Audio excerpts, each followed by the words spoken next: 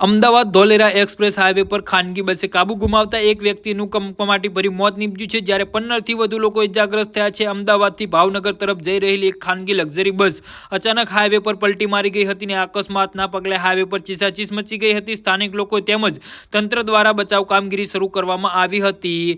જી હા મિત્રો, અત્યારે હાલના સૌથી મોટા અને દુઃખદ સમાચાર સામે આવી રહ્યા છે. તો ઘટનાની જાણ થતાં જ કોટ પોલીસનો કાફલો ઘટના સ્થળે દોડી ગયો હતો અને આ સાથે જ બગોદરા, ધોળકા અને વટવાણ સહિતની આસપાસની 5 જેટલી 108 એમ્બ્યુલન્સ સ્થળ પર પહોંચી હતી અને આ બસમાં ફસાયેલા મુસાફરોને સુરક્ષિત રીતે બહાર કાઢવામાં આવ્યા હતા અને ઇજાગ્રસ્તોને સારવાર અર્થે ધોળકાની હોસ્પિટલમાં ખસેડવામાં આવ્યા હતા. મળતી માહિતી મુજબ આ ખાનગી લક્ઝરી બસમાં સવાર તમામ મુસાફરો ભાવનગરના વતની હતા અને તેઓ અમદાવાદના ગોતા વિસ્તારમાં આયોજિત એક શ્રીમદ પ્રસંગમાં હાજરી આપવા માટે આવ્યા હતા અને પ્રસંગ પૂર્ણ કરીને જ્યારે તેઓ ખુશી પોતાના વતન ભાવનગર તરફ પરત ફરી રહ્યા હતા ત્યારે અધવચ્ચે કમનસીબે અકસ્માત સર્જાયો હતો. જી હા મિત્રો, તો આના વિશે તમારું શું કહેવું છે તો નીચે અમારી કમેન્ટ બોક્સમાં જરૂરથી જણાવજો અને અમારી યુટ્યુબ ચેનલને સબસ્ક્રાઇબ કરવાની ભૂલતા નહીં.